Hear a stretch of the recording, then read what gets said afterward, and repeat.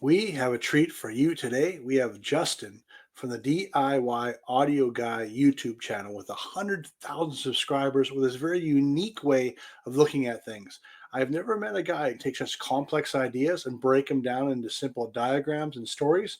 It's actually really refreshing to see. And let's see what our conversation goes. Now, I will admit we were yapping behind the screens. I just hit record and we jumped right in.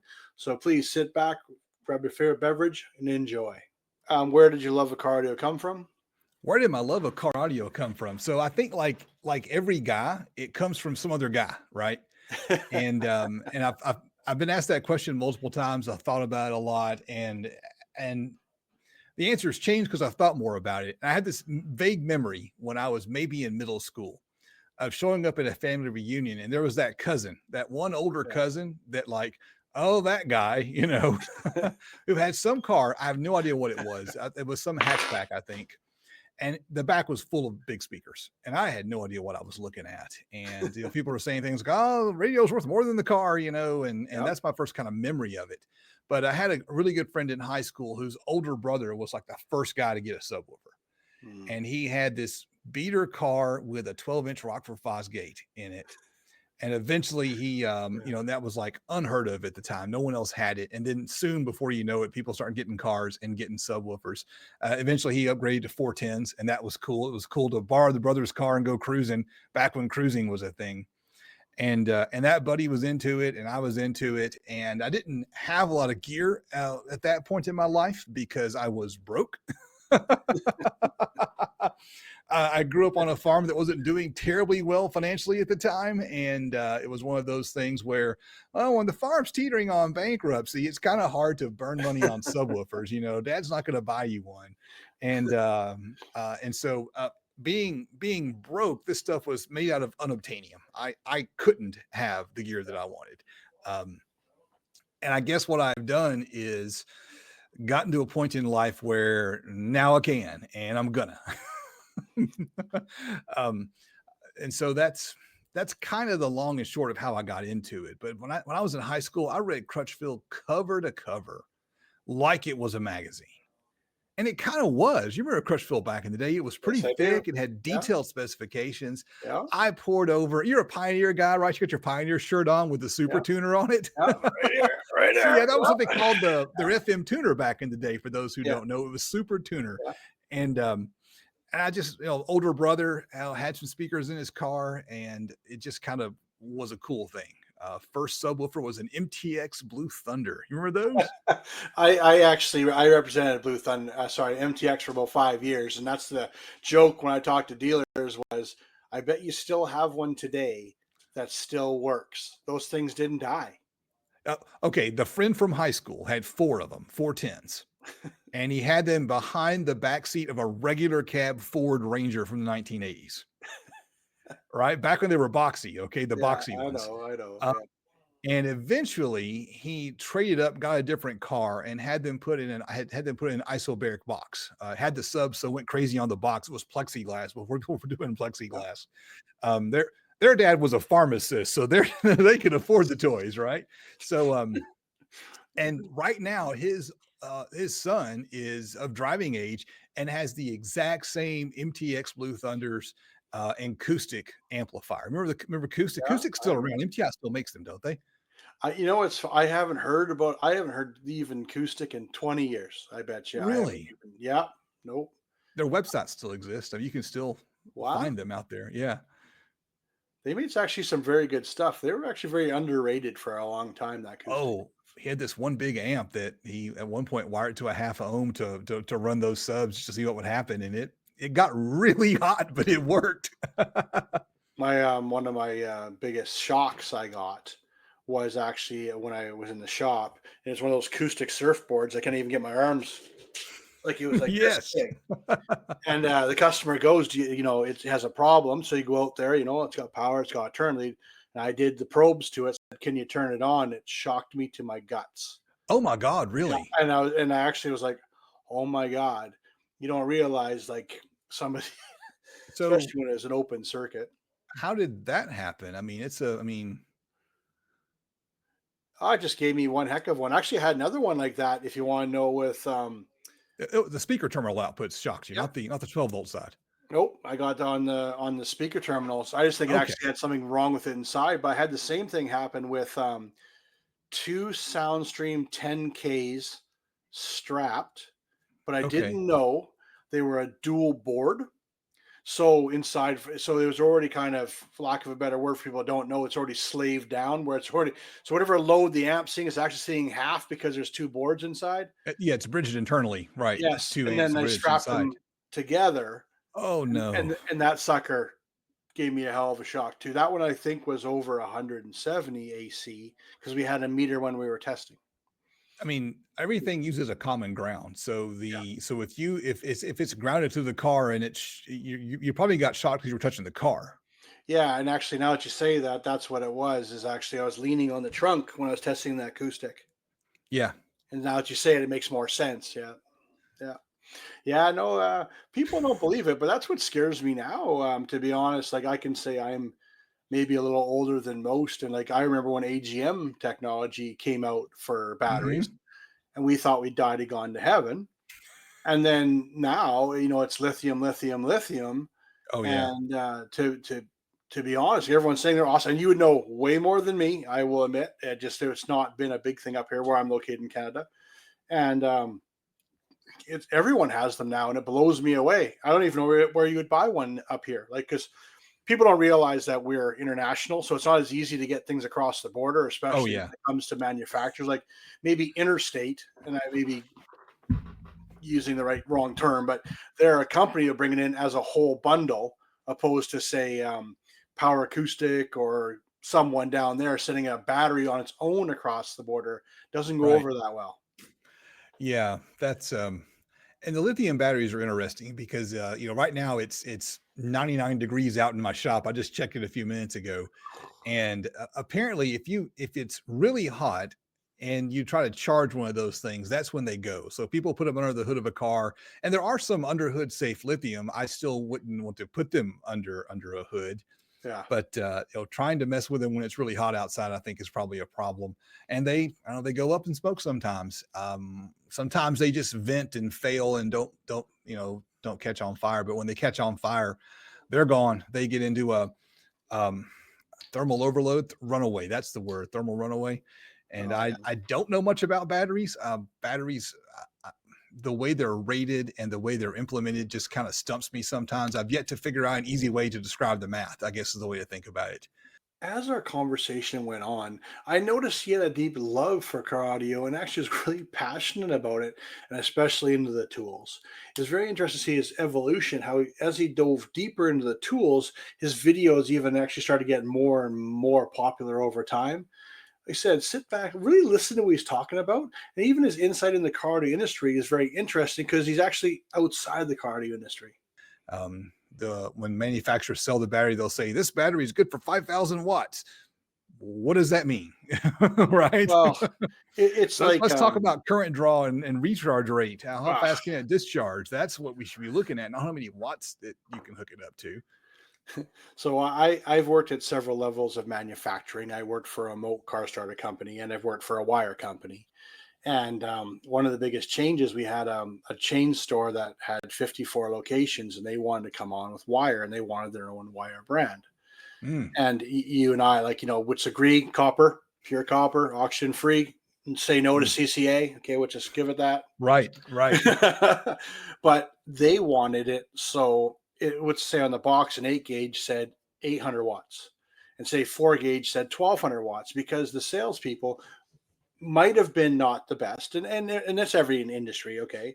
But they Yeah, wanted, so customers know, though, I just bought a 500 watt monoblock. Oh, sir, this wiring, here you go, is good for 800. And I thought it was an interesting way, so they wouldn't get the wrong one. You know what I mean? Because if you say it's rated for 800 watts, which is say it's 8 gauge, and which is say right. 10 gauge is a 500 watt, then you don't have the problems of someone buying a 2,000 watt mono and getting 10 gauge from a bad salesman. And I'm not trying to paint them as one, but it actually, I thought it was an interesting way of marketing to solve the problem. So it sounds like they use that same kind of idea on batteries Right. within reason. Right, and that's one of the biggest problems with audio at home or car any is that people understand. what a watt is. Well, they've heard of a watt at least, right? Yeah. They know more watts is better, and this then becomes the fail safe, easy to explain thing to a consumer. Yeah. Oh, this one over here is 50 watts. This one over here is 100 watts. That one over there is 500 watts. You pay more, you get the 500 watts. 500 watts has got to be better. Yeah. And it's like, yeah, well, wish it were that simple. And what you're talking about as a marketing tool is that's not a bad idea. You have to deal with the fact that sometimes the salesperson at the retail store doesn't know what Yeah. they're doing. Yeah.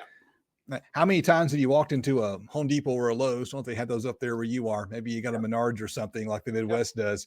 You walk in there and you go to the plumbing section and you ask for something. It looked like you got three heads, right? Uh, Years Yeah. ago, I lived in a house that still had some cast iron drain pipes under the house, Yeah. and I had a clogged drain. And I go in there and go, look, I got PVC, I got cast iron. I need a firm Yeah. coat to go from one to the other. And the guy's all like, "What are you talking about? You don't put cast iron in a house. That's crazy." It's like you're just too young to know. That's all that is. Yeah. We I have, worked for a pipe distributor for a little while, and I'm probably know more about pipe than most people ever need to know. I could probably do a pipe YouTube channel instead of a car, YouTube channel. And yeah, it might do really well. You never know. You never oh, know. and you never know. Like there's a guy whose entire thing is he'll walk around and find like after a rainstorm where a storm drain is clogged, Yeah. and he'll just go and take a rake and unclog it and Oh, yeah, film I the saw water him. making a whirlpool. Yeah. It's like that guy's probably that's probably enough money off those views to quit his day job. It's probably his real job right now. And I'm just looking at this guy unclogging drains and like, I must be a moron. What the hell am I thinking? Why am I not out there unclogging drains? It is interesting on what people watch. I mean, you're obviously quite into it and you enjoy it and you love sharing it and because you put all these extra times in the diagrams and the 3D modeling and everything like that. But I do agree that sometimes you're like, well, how come that one got 1 million views and I only got 100,000? And Right. if you want to know my pet peeve, and I just did a short on it. It's when people, I don't have one in front of me, but pretend they go, here, listen, and there's no way you can listen to a speaker floating in the air with not in a box, nothing. And it kills me. And it's on the home side too. Like I say, it Yeah. kills me that people are watching that. And I'm not trying to but I'm not saying that the viewer is wrong. They don't know any better. And I Right. find that's what I don't like though about showing people that kind of, I mean, you can see it's satisfying with a drain, right? Right. You can see the puddles up to his waist, and he scoops it out, and he Yeah. starts to spin it. You know what I mean? Like I do get it, but it is interesting. Like or the ones the time lapsed of a plant growing. Oh, yeah. But they say that's actually a psychological thing in the human wanting to see the end. Oh, yeah. That's part of it. Yeah, there's a Yeah, whole beginning, middle, end of the story here, right? It's like, okay, there's this exciting part where the water is draining out. What's going to happen? Oh, the water all drained out. There you go, right? What's it look like now that it's gone? Yeah, and there's a trick to storytelling. yeah. If I knew the trick, every video I made would do 100,000 views every single time.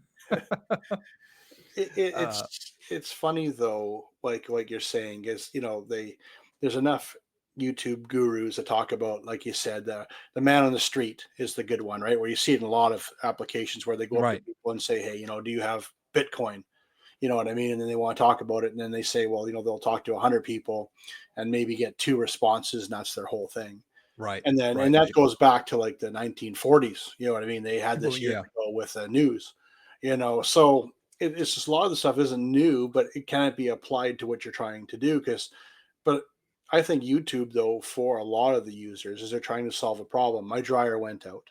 It's my dryer's not heating. I don't have any hot water. right, That kind of stuff. I don't know about you, but even like when anything goes nowadays, I have a look because when, like you said, if you go to Home Depot and you go and ask, and I'm not trying to paint them with a bad brush. I'm just saying it happens to all of us where you go, say I have cast iron, I need an adapter to go from cast iron to PVC. right. I'm paraphrasing, but At least then, if you watch a video of someone doing, saying maybe because the cast iron used to be a 6 inch, but a PVC is a 4 inch now, and now you need a reducer to go from 6 to 4. And then, Right. like, hear me out. But at least when you go there, you can say, "Hey, I'm looking for a reducer for 6 to 4." And the guy Right. goes, "Well, why would you be looking for that?" And I go, "Actually, I'm going from cast iron to plastic." And I think that's the one thing, because also it's tough for the stores to keep everything on the shelves like that. I mean, as that would say, that person was under 30, Yeah. he might have never seen a house with cast iron just because of the age, or he's always going to Right. condo or Right. something, right? And so I do think YouTube's an amazing resource for getting a little bit of background, because sometimes even the people you go to, they're not educated. You know what I mean? And we take it for granted that they are. Well, this is how it's one of those things. How do I say this kind of tactfully?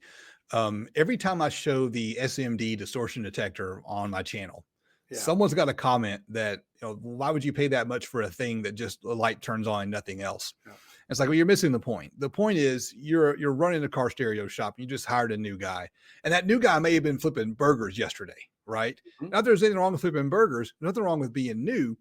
Think about all the stuff that new guy has got to learn about taking a car apart, running the wires for the amp, not not doing things that are going to start fires, and then Yeah. he's got to learn how to set the gain. And what are you going to hand him, a calculator and my video on doing it with a multimeter and hope he can use the calculator? No, you hand him the SMD device and you say, turn the knob until the red light comes on, then turn it till the light goes off, and it's done.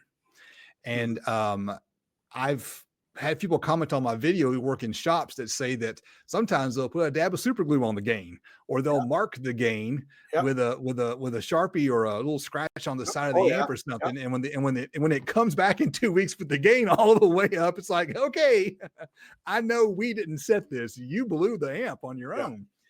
And Uh, so, so there's a huge problem in every industry. It's not just car audio, with making sure that people who work in the industry are well trained. It's just, training is a part of every business. There's not a business out there mhm. that's not trying to train their employees better. And you've been in the industry for years. You've seen the product training. You've seen the knowledge fest where people go Yep. and learn new things. And when I was at the last knowledge fest, I was thinking, okay, I may not remember most of this, but I've heard most of this kind of thing. I'm not saying you shouldn't go Yeah. to a knowledge fest to learn things. Sometimes you need refreshers. Sometimes, oh Yeah. yeah, Yes. I forgot Yes. about that. I should do better next time, kind of thing.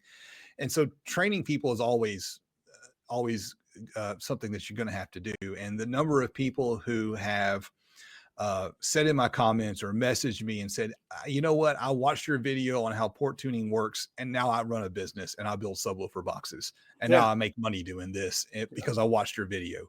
This last weekend, I made it to a show, the Excess Power show outside of Knoxville, Nice. and the number of people who are like, hey man, I built this because I watched your video. And Mhm. it's like, okay, that's cool. That's really cool. There are people out there whose lives are better because I put a video on the internet.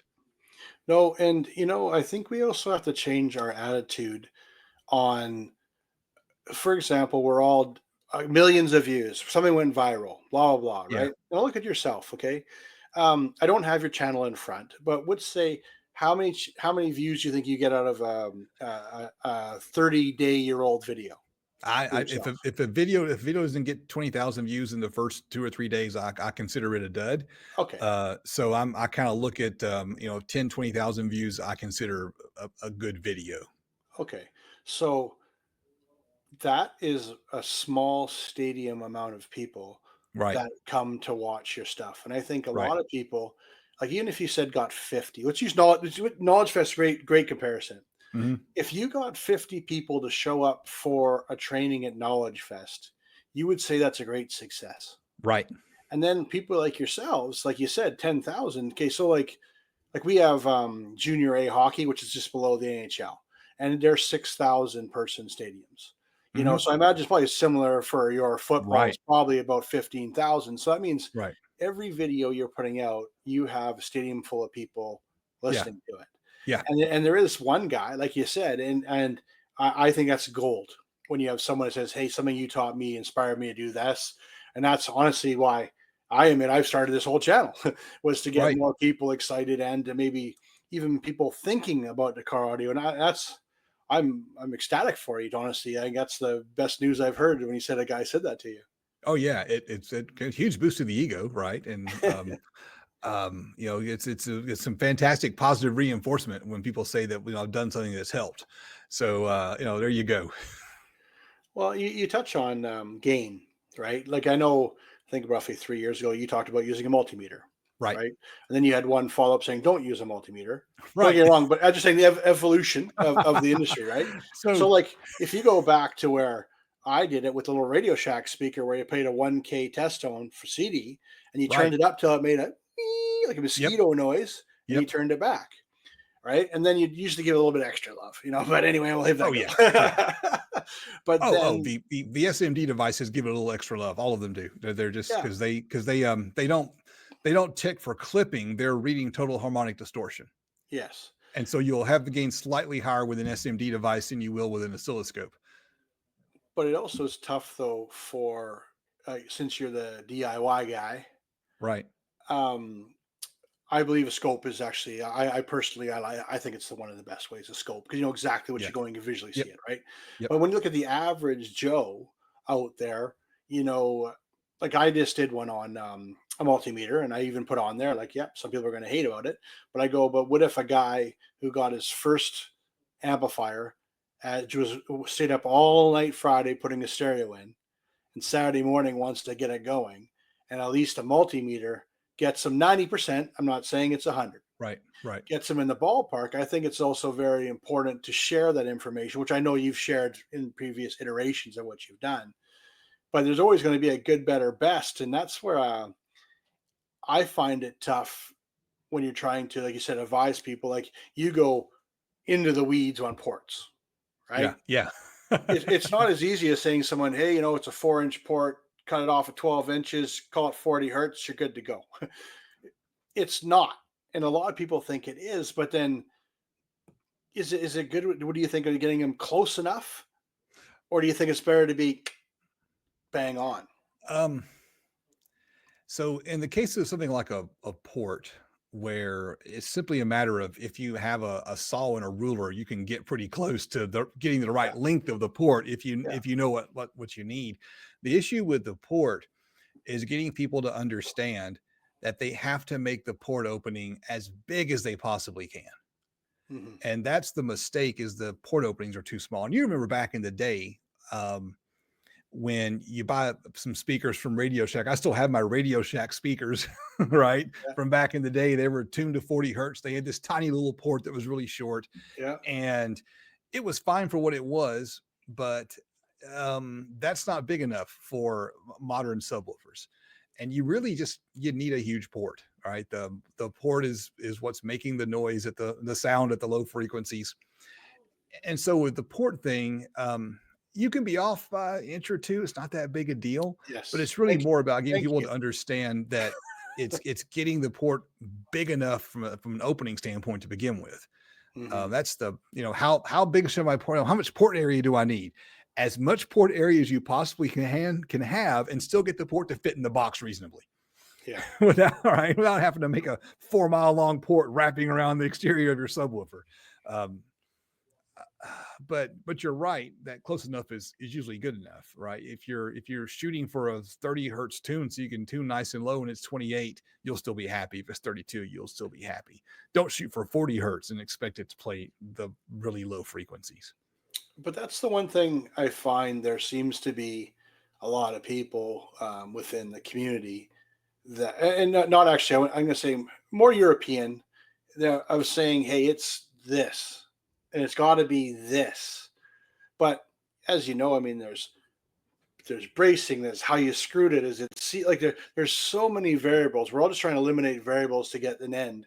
That I do think that people do focus, as you're saying, on trying to make it too perfect. But I mean, building a box, screw gluing it, making it, if you're an inch off on the port, is it really going to make much difference?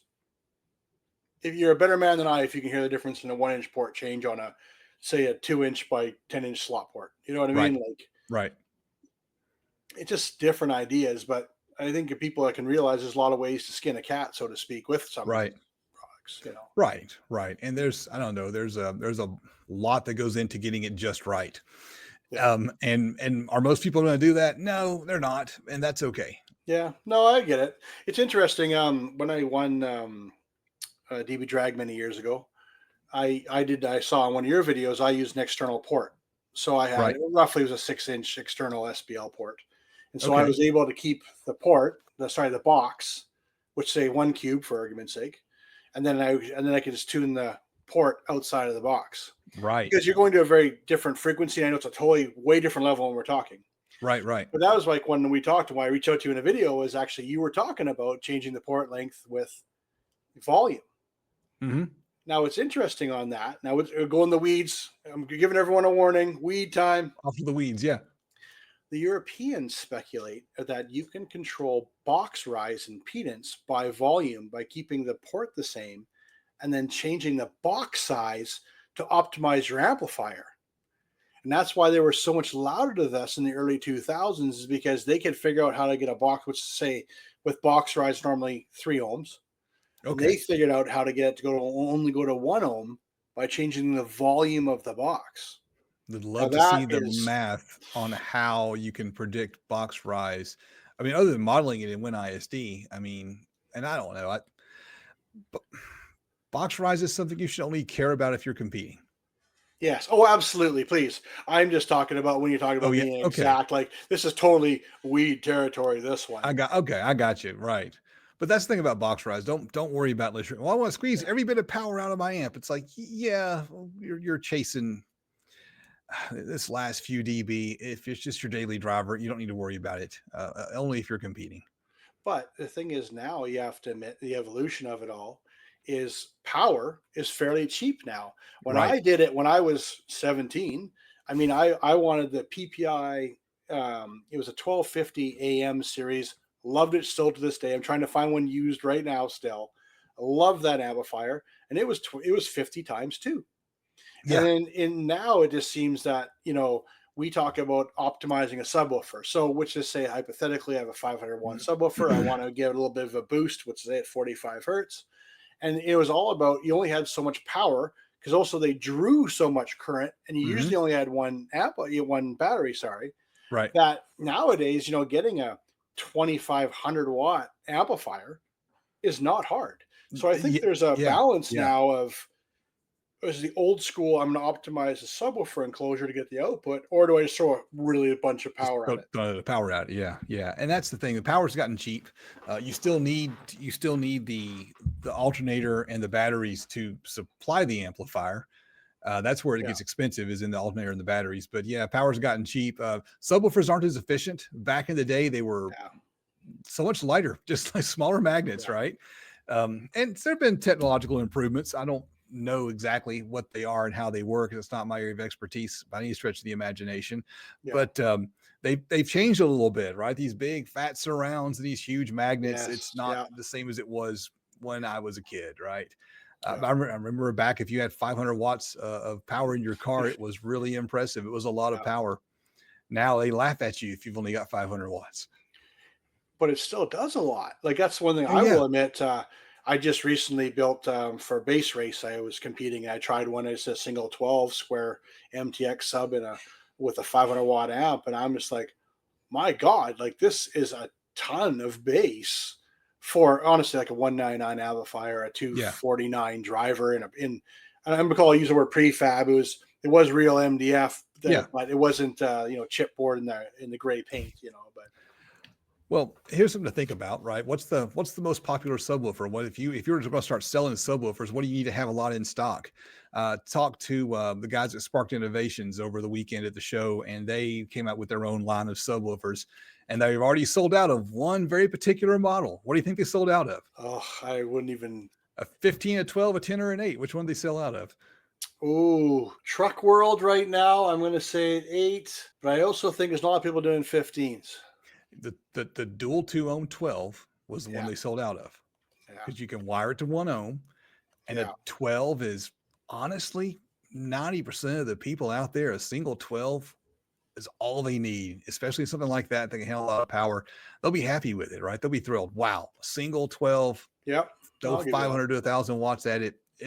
You'll enjoy what you've got there. Yeah, I guess that's the new 210s. Yeah, I in guess a lot of so. ways. Yeah. But yeah, but 2 10s or 2 12s or a single 12 or something like that, that's always been the main kind of bread and butter of most stereo shops. Because how many people have room for multiple 18s in their vehicle? Wow. That's kind of my preach nowadays is even with amplifiers, it doesn't make a difference what you want. It only makes difference what's going to fit. And I know there's some amazing fabricators out there, okay, but which is saying that 90% of the people aren't going to be, doing some infinite baffle 15, Right. blow through, you know what I mean? Like, but that's the one.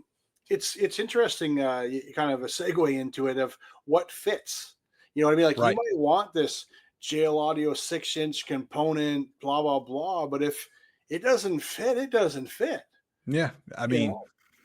you can do some modification, you can add some speaker pods, there's things that can be done, but if it doesn't fit, it doesn't fit.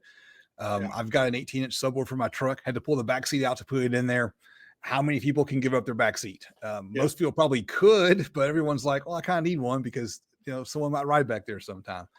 And so most people aren't going to do that. And due to costs, like I mean, I'm sure when you were young, it was you could buy a $500 beater. You know what I mean? Oh And we joked the God, car I stereo missed. was always worth way more. But I now I have 18 and 16-year olds, and his first car was 6 grand. oh yeah, Like it yeah. was nuts to me, not nuts to me. Like, And that $6,000 car was not a nice car. I remember when you can get a decent used car for 5 grand. yeah, Now, I mean, I don't know what happened. It is what it is. Ran into that trouble, that problem as well. It's kind of hard to hard to put a kid in a car that's not a complete piece of junk without spending a lot of money. So well, and reliability for them too. We joke about they'll have a good stereo where they're broken down on the road, but that's where the real problems happen is when it breaks right. down. Yeah, that's when it gets costly for them, right? So I did have one big question for you. All right. The big question. We adjust your love of car audio, but you like what you just talking about subwoofer boxes, okay? Yeah. So you continually make content with new aspects to it, and some people might get say like we were just saying, is it good enough audio? But you seem to really be passionate about the sub boxes because I'm going to say probably 20% of your content's dedicated to somewhat of a subwoofer box where you don't see that nowadays. Hmm. I haven't really thought about it. Maybe it's one of those things where making a subwoofer box is relatively easy. Probably I couldn't have them when I was young, so now I'm going to build as many as I can. um, I think people want to see subwoofers in action. People want to watch them play on the videos, and I've kind of got a system, right? I bought the tools that you need to build subwoofer boxes, Yeah. and so kind of it's just my go-to. I've never really stopped and think, is that the thing people really want to watch? Is that what's going to get the views? But it's just my go-to. I like building subwoofer boxes. I'd like to get really good at it. I'd like to get where I'm good enough to use the fiberglass and do all the crazy fabrication details and everything. Yeah. Um, and every time I build a box, try to get a little bit more complicated, make it a little bit nicer, show people that there's a path from starting off. Because I started the YouTube channel in 2019, but I Before the started pandemic. Yeah. building speakers before that. I think is 2015 probably. So about doing this about a decade. And I started off on the back patio, no shade from the sun, right? With a table that someone had dumped on the side of the road that I said, hey, I can use that as my workbench, and just drug it out and put it in the back patio. And I picked up one of those Craig's rip cut jigs and a circular saw and a router and a circle jig so I could cut round holes correctly, Yeah. and just started building things. And I didn't start off doing car audio. Actually, my first projects were all home audio. I built the entire home theater setup in my house. So I used the Mhm. Tritrix kit from Parts Express. That was my first really big project. So my home theater, all the speakers were Tritrix that I built myself. And it was so fun because no one has those speakers. Other people have the kit. No one Yeah. else has them the way I built them with the finish I put on them, Yeah. et cetera, et cetera. So they are one of a kind. No one else has them. And I mean, how many people can say that? How many people can say this is a one of a kind, one off? No one else has this. Hmm. That's interesting. Yeah. And that's kind of cool. And so I started the YouTube channel because I had this hobby, which can be quite expensive. You've got to have tools. You got to have the gear itself, which can, well, sky is the limit with all audio gear. Same for tools too, right? I don't care what it is. There's a subwoofer out there that's more expensive. There's an amp that's more expensive. There's a speaker that's more expensive, and there's a saw that's more expensive, or a clamp that's more expensive. And I thought to myself, you know what? It doesn't take that much money. You stash back $50 a month at the time before the inflation was so bad. Every few months, you got enough money to buy a thing, Yeah. right? And over the years, you can start accumulating the things. And I was looking at people posting stuff on YouTube, and I saw really good content on YouTube, and I Hmm. saw really bad content on YouTube, Just a and little even bit. really stuff that was bad was performing. Yeah. And I thought, I can do this. In fact, I was digging through some old footage the other day and actually found where I had picked up the phone and started trying to get footage of me building those home theater speakers. Yeah. Finished that project in 2016. Um, Bought my first table saw so I could really do those and do those right. Yeah. And so I'd kind of started that pre-channel, right? You know what I'm saying? That what's it take to do this? And what I Yeah. realized was the phone camera is fine. The problem Yeah. is I'm holding it and it's everywhere. I need a tripod, right? And so, grab a tripod, see what you can do.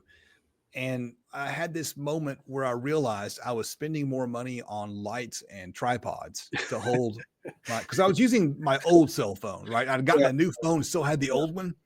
And I didn't Yeah. want the new phone because the new phone's got to work, right? You can't drop it, you can't drop a hammer on it, you can't get it covered in dust. It has to stay inside neat and clean.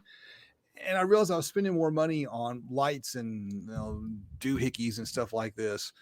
Um, and I realized, yeah, it has to make more than $50 a month, or else it doesn't make any sense. And that's when I started asking questions like, well, what do people actually want to watch? Hmm. Hmm. And so one of the first videos I did that I would consider a hit is the setting gain with a multimeter video. The Rockford amp one Um, with the no, it black. would have been, what amp would I have used for that? Oh, Yeah, it's not a big deal. it would have been the Rockford Fosgate Prime 4 channel. That Yeah. was one of my early amplifiers. This is one of my weird abilities. I remember Yeah. stuff like Yeah, that. you remember the amp. Love that amp. Those that At the time, those Prime amplifiers were Yeah.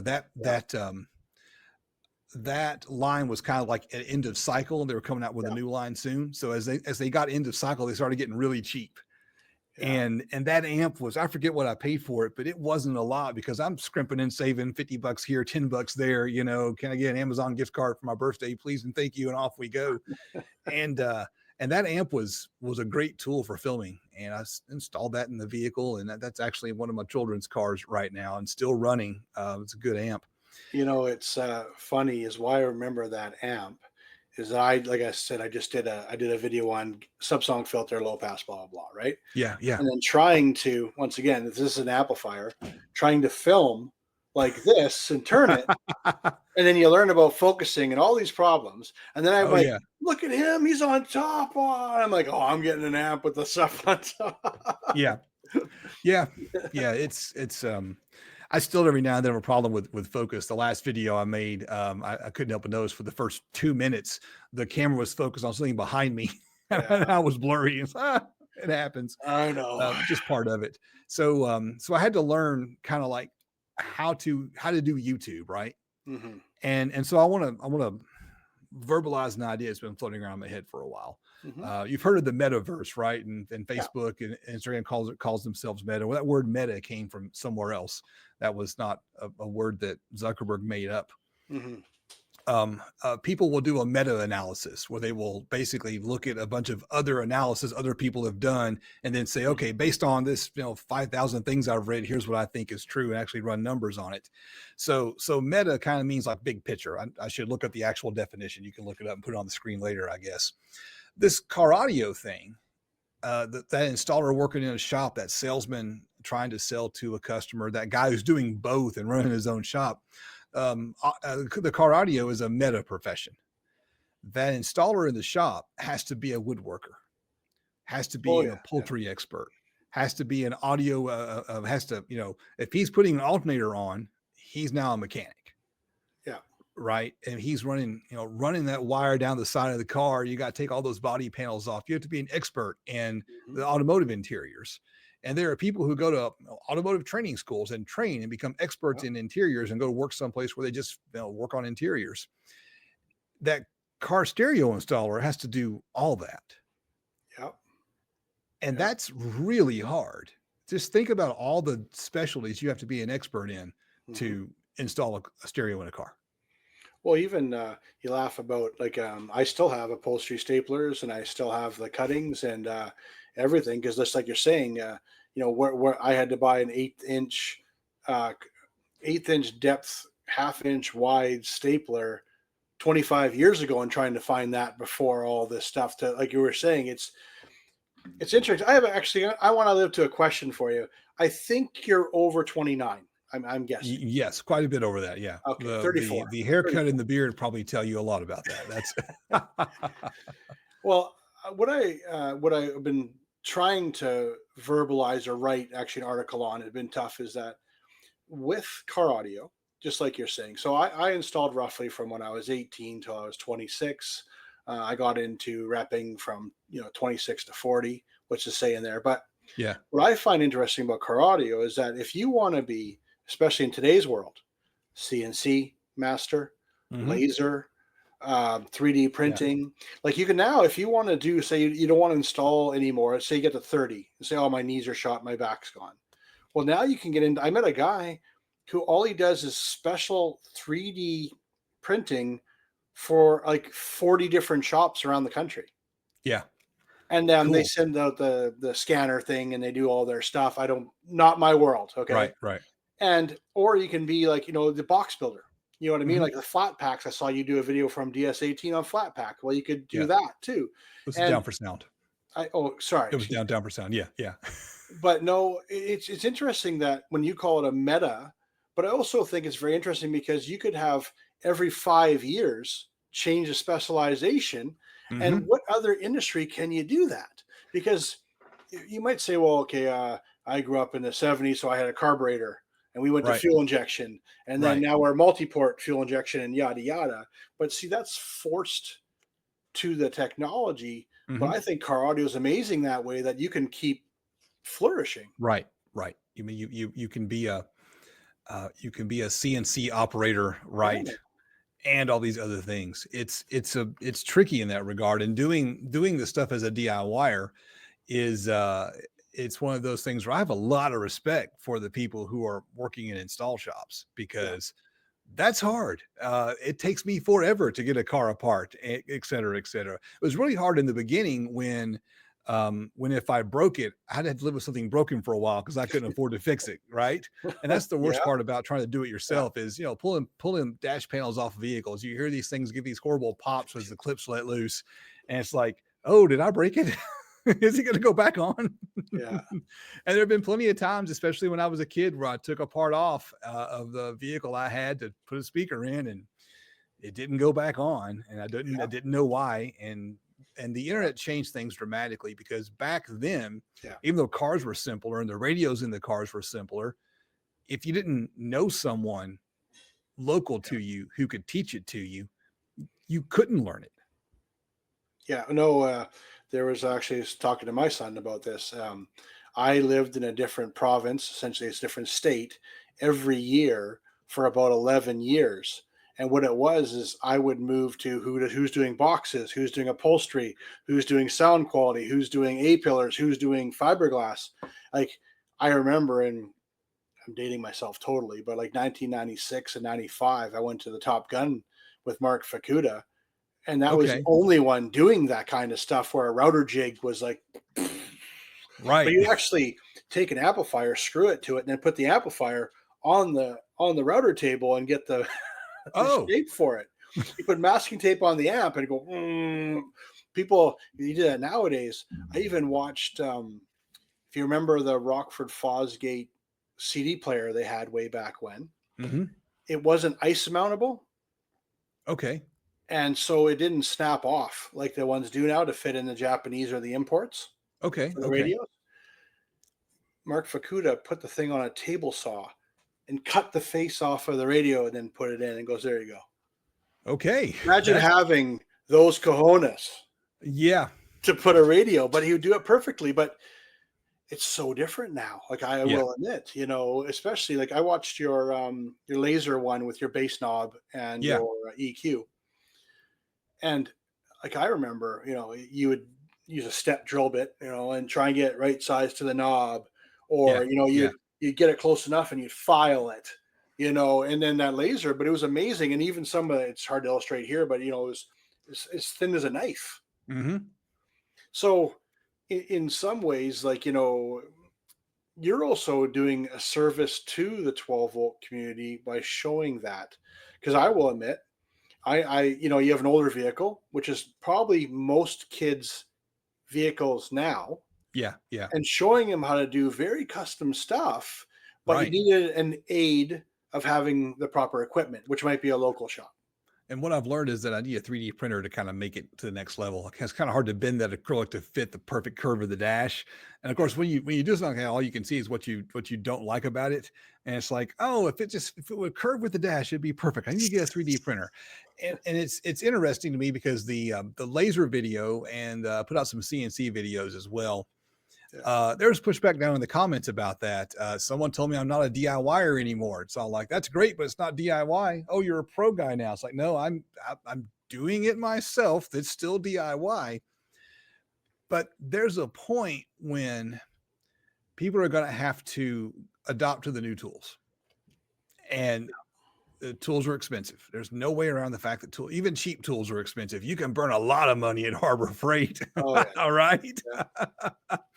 A lot of money. They have a new dust collector, and I'm like, "Ooh, I want that." It's like, no, stay out of Harbor Freight. Got to let my inside track club expire, so I'll stop getting as many coupons. Because if I don't, they're going to get my whole paycheck. Um, that place is dangerous, man. It'll take all your money. We So, have Princess Auto up here is the same thing. It's yes, I'm surprised they don't serve hot dogs in the front to keep you there even longer. I mean, I'm surprised. Right? That's Yeah. probably a good idea. Maybe they should start doing that. But okay, a good laser cutter with a diode laser that can't cut clear acrylic, you might spend 2 grand. But the stuff you can do with it, that's so much easier than, like you said, you're out there with a step bit and a file. Well, okay, Yeah. now I'm at my computer drawing circles on my computer. It's so much easier to draw a circle on a computer than it is to try to mark out an exact circle location and try to drill it out. Well, I met a guy who did with laser. They did. I'm not sure if it was suede or leather, but they Mhm. could do the B&W logo. So, like, you have a black panel, and they actually did the logo burnt, but it wasn't really burnt. It was like shaved, for lack of a better word. Yeah, And yeah. and I don't even know if you could do that by hand by any. I couldn't tell you how to do that if you I've didn't have a laser. I've got a buddy who has a little side hustle. I don't know if it makes him any money or not, but he does leather work. And Hmm. so he has and he's got a backpack that he made himself, and he'll sell you this backpack. It's made out of real leather. They'll charge you $300 for it. It's good craftsmanship, and he has a laser, a diode laser, probably something that's 500 or 600 bucks, specifically for burning whatever artwork into the leather. Hmm. And it's like, it's this machine that's just part of my tool set, and it's one more thing I can upsell a customer on, kind of thing. It's not the wording he used. It's one more way to Yeah. make it custom and nice and awesome and one of a kind, right? It's one more way to upsell the customer, which is something you have to do if you're in business, because if you Yeah. don't, you go out of business. um, so, and I have a relative who has a very large laser, and she is running a great side hustle, etching your family's name in a cutting board and selling it to you on Facebook Marketplace. Hmm.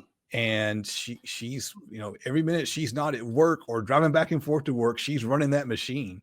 Yeah. You want a logo on your tumbler, on your Stanley cup, there you go, I'll make you one, kind of thing. So, Hmm. and she started with a glow forge, and then that wasn't fast enough to get all the work done because she had so much work to do, and then had to upgrade to the kind of thing you would see sitting in that pro car audio shop with a huge work surface and expensive machine with all the dust extraction and everything. So, I mean, we live in a time now where it's easier for someone to just buy a small piece of equipment and make money than ever before. Yeah.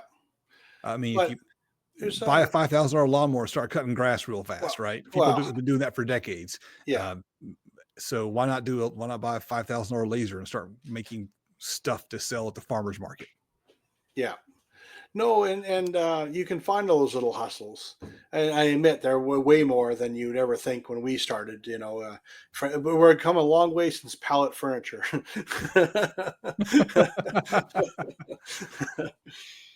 But now here's one for you that I was talking to Chris from Provo Beast, and he said to me, "Well, I'll rewind.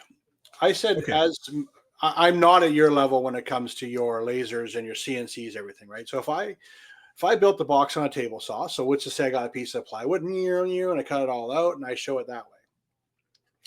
He says with the changes in with Amazon delivery and online shopping, and is collectively should be showing people the best way possible to do that, and then go backwards. I said like we use crimping. Like remember, it used to be the white caps. You twist it together and you crimped it.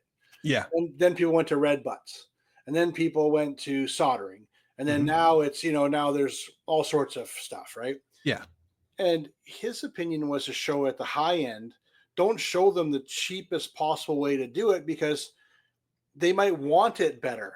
And I thought it was a very interesting comment of, like you said on your your piece you made for the bass knobs, you could have jigsawed it and filed it out. I mean, I know you're doing it for content too, please. You Yeah. know what I mean? But you wanted to take it to else you wouldn't have redid it. I think you did it half a dozen times. Oh, let's call them prototypes. Yeah. There were multiple prototypes. And part of that's the learning curve, figuring out how to get the machine to do what I wanted it to do. Because they sent me the machine and wanted a video, and I'm all like, "Oh, am I going to make a video about? Oh, I need to mount this bass knob. Let's get to it. Let's start cutting." But yeah, no, it's there's a fine line. I know when the use of that comment came to being you're a professional or not, but you're still a dude in the garage who's having fun, which is and car audio is not your profession, and you're just Yeah. enjoying car audio. Yeah, yeah. I mean, that's it. Exactly. I'm just a guy who's picked up some power tools, went up to the garage, and started filming myself. That's really literally all I am. Anyone who's got access to a few power tools and a smartphone camera can start doing this. And a lot of people have, and a lot of people have tried and failed, and a lot of people have tried and succeeded. It's just how things go, like anything else. I'm sure there's a lot of people that have bought lasers and now the lasers are just under a pile of clothes like your treadmill, um, because you gave up on the laser and you gave up on the treadmill. But life's busy. It's takes persistence in order to build things. Well, I think also too now it's different. Like I got years ago, I saw the laser I was telling you about that they shaved the suede, and I'm like, well, how much did you pay for that? And they're like, oh, 6 grand, because I had a guy who I was doing a Maserati for, and they wanted to do this, and I'm like, Yeah, they paid for it. I'm like, okay, but to me, I'm like seriously. But now, like you said, you have the friend or family member didn't catch it, who's in the Stanley mugs, and so the yeah, laser can actually be used to a lot of things now, and maybe can be applied to way more things in the car as well than just burning a logo. right, absolutely. Going back to the comment from the guy at Provo Beast, is that it, or Provo Yeah, Beats? Which one is it? beast. Beast. Yeah, Yeah, I've seen his stuff. Yeah, I've watched a lot of it, trying to figure out what I want to do in my own vehicles, kind of thing. So yeah, there's a point where there's still a lot of people who need to pay an installer to put yeah, stuff in their car, yes, and so there'll always be a spot for that.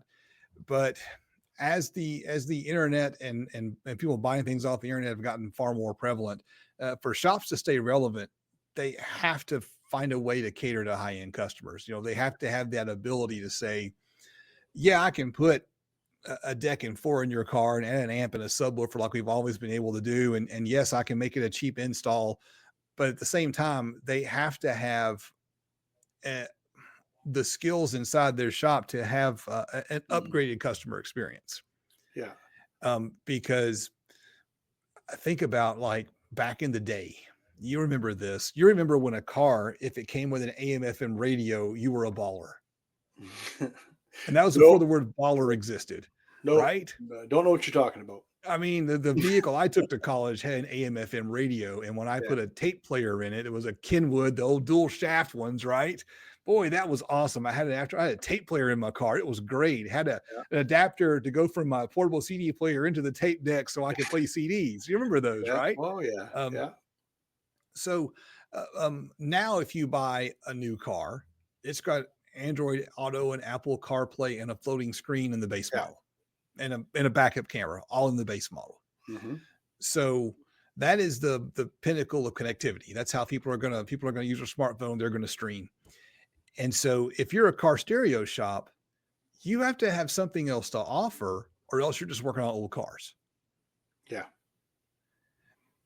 Yeah. And that's, where the industry's going, right? Hmm.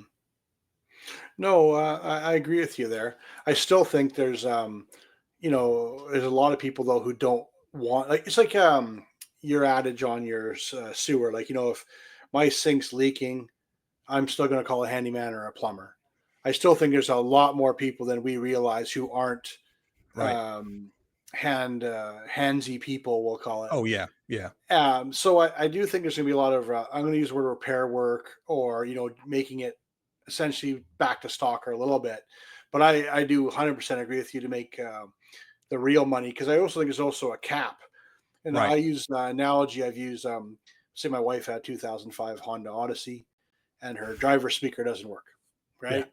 In our house, it's the $500. If it's $500, don't ask, just don't do it. Just tell me about it. That's Yeah. our rule. And she goes to a local place, and they go 780, and you're like, what do you mean?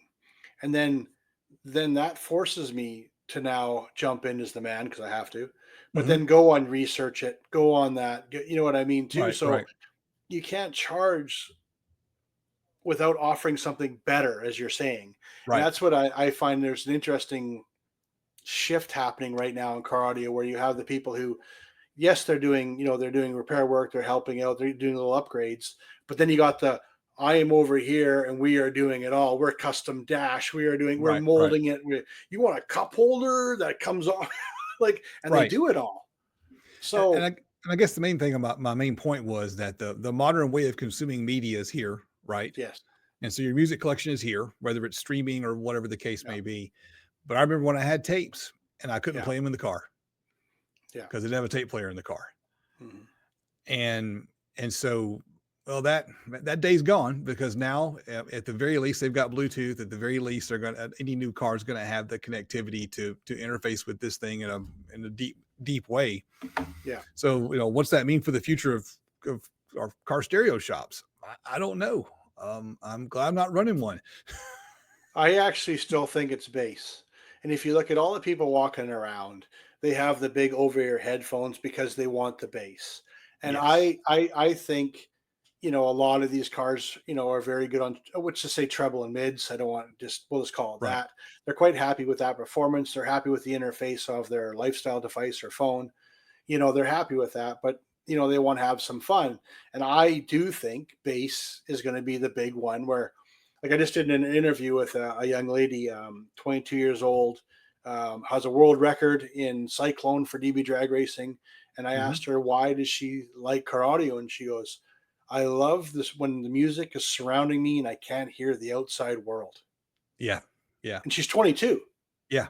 It's even better to hear that, right? You know what I Yeah. mean? Yeah. And so, it was that's where I do think, but drastic changes. I don't know if people are going to spend, 1,500 bucks to change the tweeter and mid out, but I think that'll be after they've changed the base.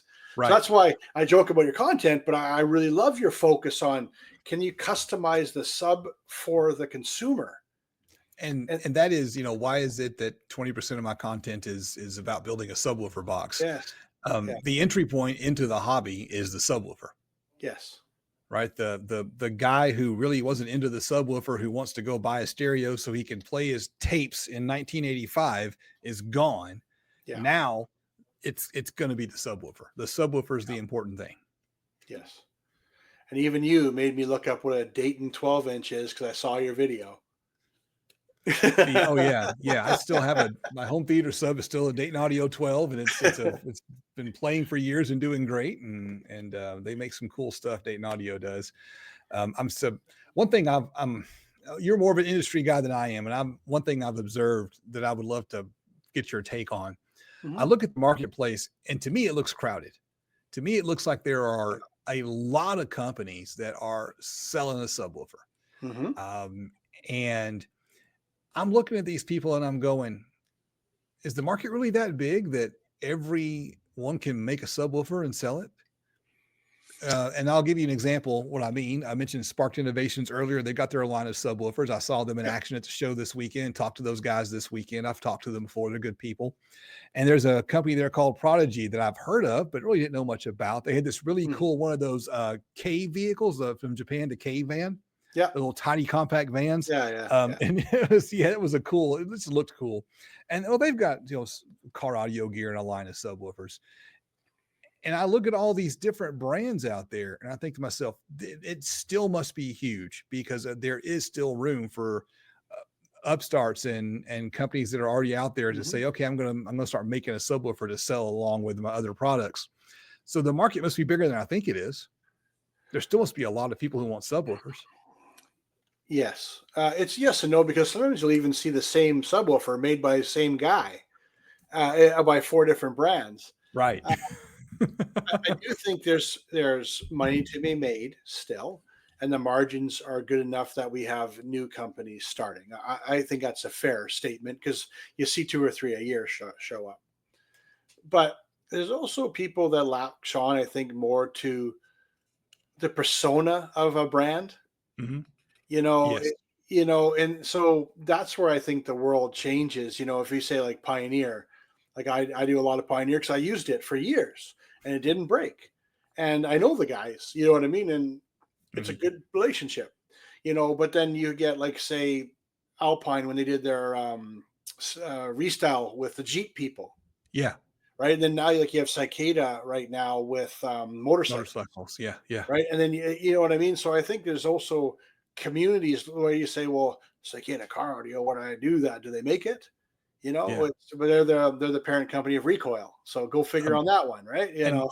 and and the boating, the RV, the motorsports, Yes, the yeah, off-roading, it's yeah. like the people who buy the side by sides and buy boats and buy motorcycles, they want to go spend money on their new toy. They want to do the upgrades, and I see that as a big part of Yeah. the growth in the market.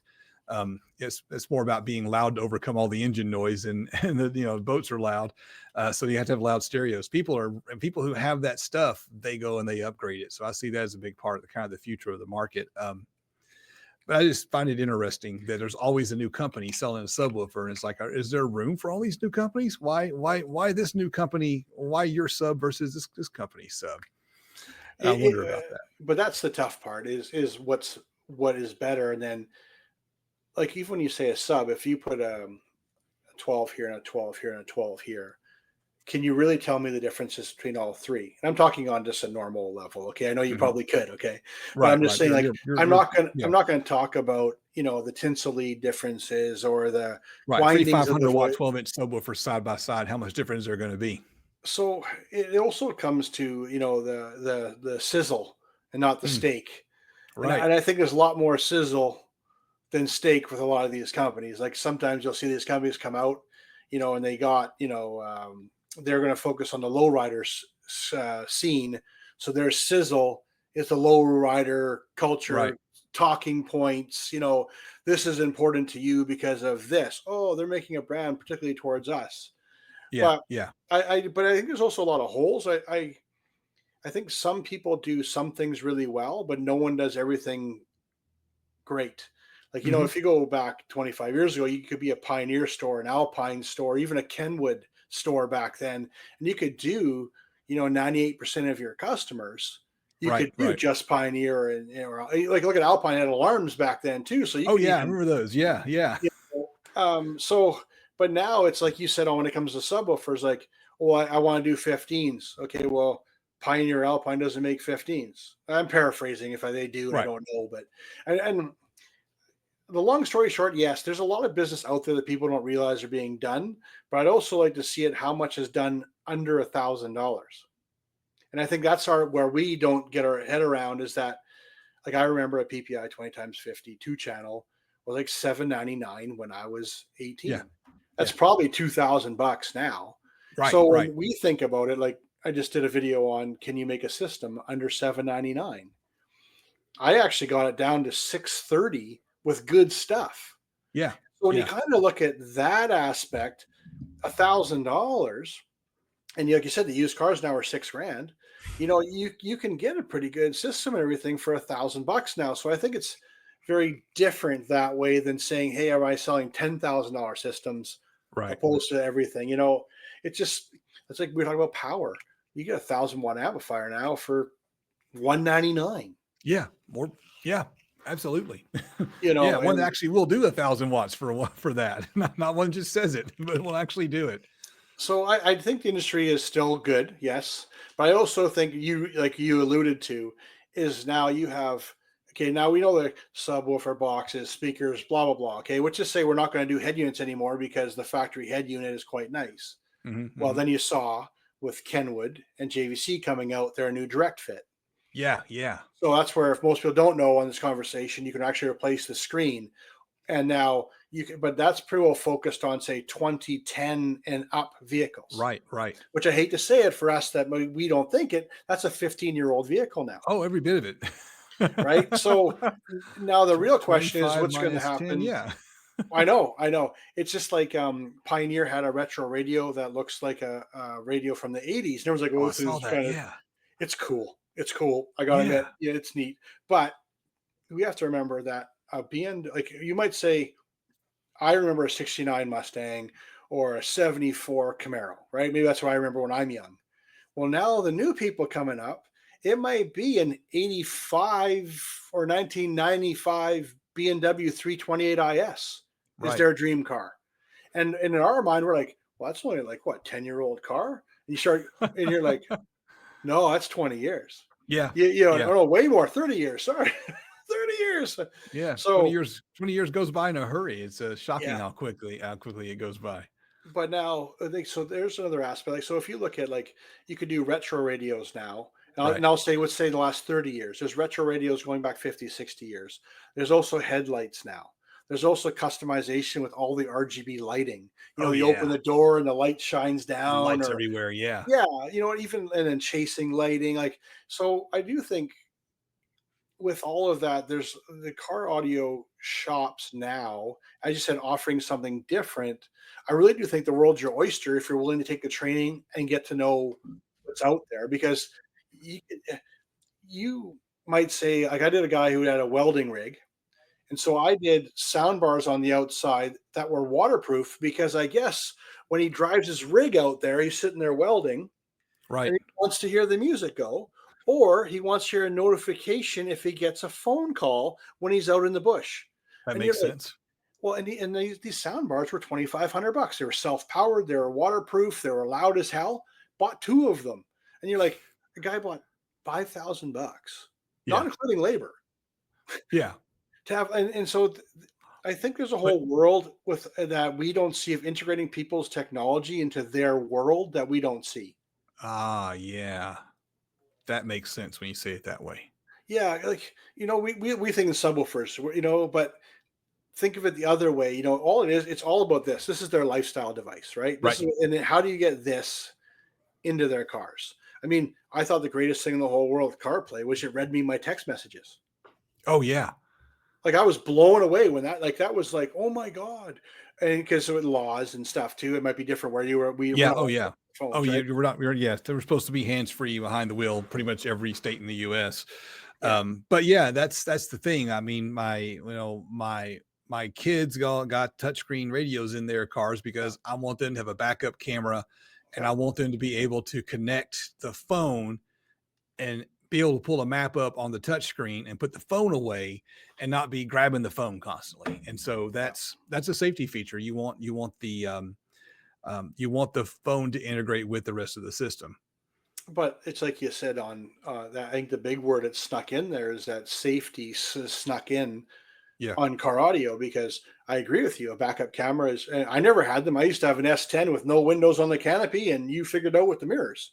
and the rear view didn't work because I had subs. You know what I mean? Right, right. But I admit I don't want my kids. They can't do that. And a lot of people want to have front cameras or side cameras. Do they want it while driving? Do they want the lines on the screen, or do they want the lines to go like this when you turn the wheel? Yeah, when they You turn, know, yeah, yeah, that's and we're just talking, and we can joke that it's not car audio, but as you said, it's very hard for a mechanic or someone that to customize a vehicle. It's not their world. So right. now car audio has become this whole, I don't know what word to use, conglomerate of all Yeah, these different technologies. Like backup cameras is a good example that now every car has to have it by law. yeah, I mean, yeah, I remember when radio screens were this big. right, right. I remember when they weren't screens. I remember they were just Yeah. lights behind a dial. Yeah, you turned it and it went like this. Yeah. Yeah, yeah, the old push button, presets that made us have a popping noise Yeah. when it popped over to the next level. No, it's an interesting world, but that's what I love about this though is the whole time, and we've been talking for almost an hour, but we both have been smiling. And that's what I love most about the world of car audio. We can all joke that, when I say subs, we smile, but we're also talking about, integrating goofy lights into a car. We're talking Right, about, oh, that's right. interesting. And that's what I love. And I mean it. And it's not being corny. I think it's incredible. Like, it's like this goofy thing. I'm not sure if you've done a video on it yet. The Oh, little mini yeah, yeah. subwoofer. Yeah, they sent me one of those, yeah. It's the goofiest thing in the Oh, world. it's the most pointless thing ever. Isn't it cool? Yeah, I know. Right? I know, and that's what I love about it, and that's what I mean. And even like, look at us. I mean, I think you said kind of the Midwest area or something like that, roughly The Southeast. southeast. Okay, and I'm essentially 9 hours northeast of Seattle, Oh, and wow. we would never be able to meet. Honest, maybe at a No. knowledge fest by chance. Right, right, And that's what I love is that here we are, you're creating content, I'm creating content, we're joking and smiling. And I think that's also what we have to remember with car audio when they go to a car audio shop, it's fun. yeah, It's yeah. cool. Show people like I joke about this goofy thing, but me and Derek from Wilson, we laughed for hours on this dumb thing. And I went down the rabbit hole on the internet and found out they put these in RC cars. I'm like, no way. You know, and I also think that's what we have to remember though, is that if it's not fun, people aren't going to come to these stores anymore. Right, right, So that's where we have to always keep that in mind. And also, and it can be educational. Also, guys like you wouldn't be doing it. right. Like, there's the guy who has the boxes, 3D modeling, showing the port, you know, a normal car stereo place can't illustrate that. And that's something I've always wondered if there's an opportunity for me out there somewhere. Sometimes when I'm making a video, the thought in my mind is Mhm. if the local car stereo shop would just embed this on their website. Yeah. Because I remember being a kid and walking into a stereo shop and saying, hey, there's two giant subwoofers in an enclosure. I want some 15-inch subwoofers. All right, let's get those. Great. What are Yeah. you going to do for an amp? What's an amp? Yeah. Right? Um, it's like, wait a second. You mean it doesn't work as it is? I have to spend double the amount to get it to actually work. And it felt like I was being tricked, right? Right? That's the way it feels. But it's like, Yeah. oh, okay, I understand now. You got to have all these parts to put it all together and Yeah. make it work, et cetera, et cetera. And yes, if I have this much to spend, I can't get the two 15-inch subwoofers because I got to buy all the other Yeah. stuff to go with it. Yeah. And people don't understand how much effort goes into putting a stereo in a car. So 1,200 bucks to install a stereo. It's like, yeah, well, it's a $600 stereo because it's a touchscreen. You need a backup camera. You need a module to Yeah. interface with the steering wheel controls, a module to Yep. interface with a CAN bus. You need to go to eBay and spend 15 bucks on a bypass for the parking brake so you can actually use the damn Yep. stereo. Yep. Where those are only to be used on show vehicles and off-road vehicles. They are Yep. illegal for street cars, so do not put them on a street car. You Right? see what you see Uh, what Audi did? no. Audi put a screen on the passenger side, and you can play games now, and they have a shroud around it. If you go to, and here's my, and I don't know where we got it from, but it's on CE Outlook where they have Audi and the passengers playing video games, and I'm like, Hold on a sec. I remember when the Sony 4-inch TV came out and the law enforcement became a huge thing, but somehow Yeah. OEM's doing it now. So who knows? That's clever. I like that. But I've always kind of wondered what's the opportunity for my content to help out that local shop or even help out like a big manufacturer. A lot of these big manufacturers, being an outsider, they've got a huge Yeah. wall to even find somebody, right?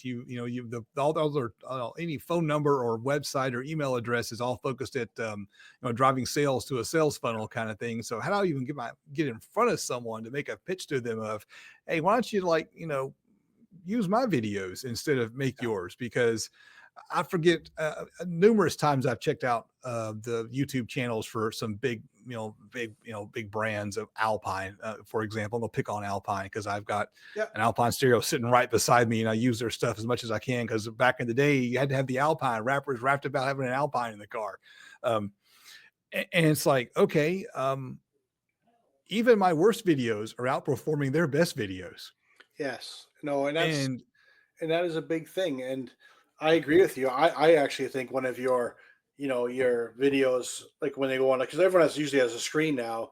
And if you said, hey, you had the 15 going in there and you're like, hey, could you customize it and you blew it up? I think your skills would be impeccable for that kind of idea. um, so I probably shouldn't say this out loud, but my how to set your gain with a multimeter was almost completely ripped off of a video that MTX had put out ages before. I know the video. Yeah, I know the video. And it was boring. Yeah. But see, that's the other aspect of, like, if we came here and we talked about, we smiled the whole time like we're talking, but if we Yeah. said, well, let's have a debate about silk dome and metal tweeters, or if we say which sounds better, plywood or MDF, and a lot of people want to have these big discussions. I mean, we can go either way. I'm not here to argue it. I'm just saying, but being able to package and tell a story of a complicated nature really is the hard part, to be able to break it down. Yeah. Yeah. Plywood versus MDF. Where are you on that? Should your subwoofer box be plywood or MDF? I got to know. Oh, don't do this to me. Okay. I was always taught it was MDF. Okay. Okay. But now a lot of people have said they've sent all the sheets out and they say that plywood is actually about 1 dB more, about zero point 0.7 on normal, like say a birch veneer, and up Mhm. to 1 if you use the Russian birch.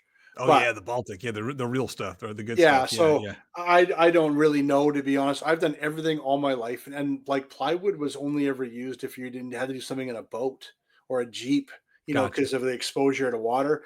So I will admit I'm still old school. How about yourself? What do you like? So for me, I think because most people aren't going to go to a competition where we're squeezing out 1 dB because you spent 3 times as much on plywood is necessary. For 99% of the people out there, it makes zero difference. And you should use the one to get the design aesthetic that you want. Yes. Um, if you want to stain the box, you can stain MDF. It's going to look like a turd, you Yeah. know. Yeah. There's actually a way I've tried it where you can make a pattern in the MDF with the stain. Um, and I actually built a set of speakers like that long before I started the YouTube channel. I've Oh got some yeah. pictures of them laying around somewhere, and first attempt wasn't exactly perfect. There's even a special brush you can use to put a wood grain on MDF. Yeah. You can get them off Amazon. I should drop a link to that down in the description. Um, and so, like, but the issue is, what do you want? What's the design aesthetic? If you want to do the whole fabrication thing where you got the vinyl and the cool curves and shapes and everything rounded over, you have to use MDF because plywood just splinters the second it looks at a router bit. Well, and that's what, If it's in the same room as a router bit, it's going to start making splinters. It's but terrible. that's what I don't get, and I will admit it. Okay, okay, is that, don't get me wrong? Like I saw Bob Gately and Mhm. Steve Mead did that big box with a big fiberglass, sorry, plexiglass windows, and the Yeah, yeah, stain looks really nice. But yeah. if you use stain, when I was the install bay, you would get laughed at and called all sorts of names. Right. Now, and that's what I'm with you, is that, I can fill it in with Bondo, I can sculpt it, I can do whatever, I can make all the shapes. It makes sense to me. I don't know if it was just, I've been asking if it's even with the bit, if it makes a difference with CNC. Is it easier for plywood than it is MD? I have no Oh, idea, to be it honest maybe with if you. it's yeah, the plywood splinters. I've had a lot of trouble Yeah. getting plywood to to machine cleanly with the CNC. And that's what I don't get. And please, it's fine, but I mean, I don't get it. But also, don't get me wrong. Okay, I remember when I would buy MDF in bulk for $50, so that would be roughly $37 US. Mhm, mhm. Okay, and I'd buy it in lots of 10.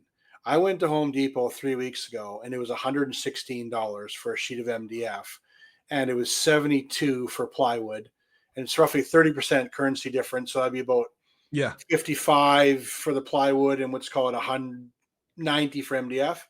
yeah. The plywood is looking pretty damn good. Yeah, that's I've done that math multiple times while standing in the middle of Home Depot. Yeah.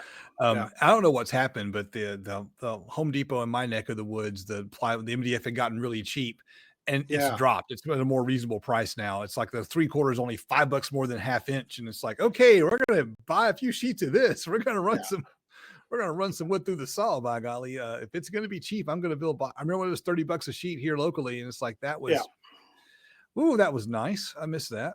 But I used to take fiberglass resin with a foam roller and roll Mm, it out. So when I cut it all, it's the wood would be sealed because theoretically you yeah, can suck on MDF. So it would already be sealed, and then I cut it all up, and then I put all the resin sides in, and then yeah, when I silicone it, that's what I did back in the day.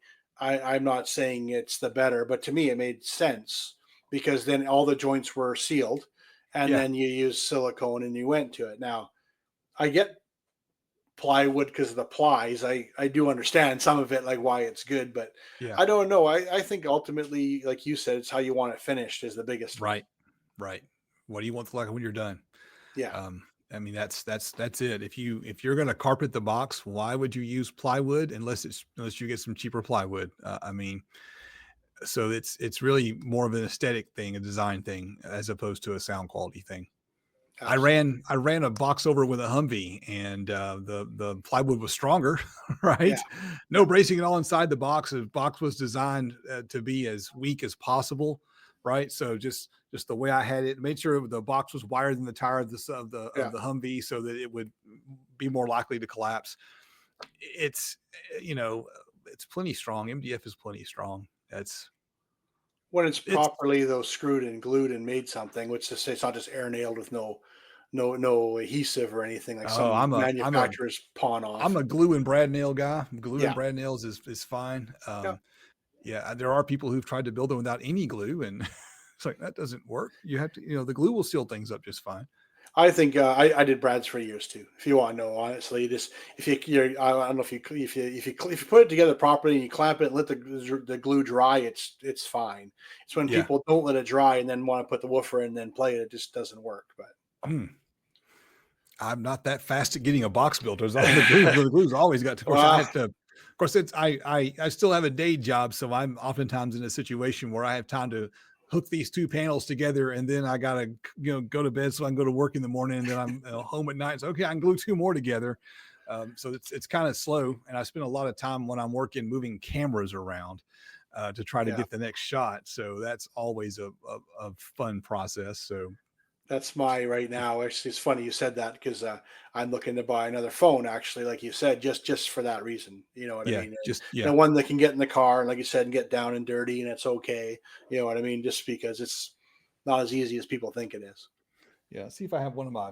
I have a camera here that I've got on my desk. No, it's not in easy reach, but I found a camera that has a the actual camera part is detachable from the rest of the body, and Hmm. it's magnetic, so you can stick it on anything that's Wow.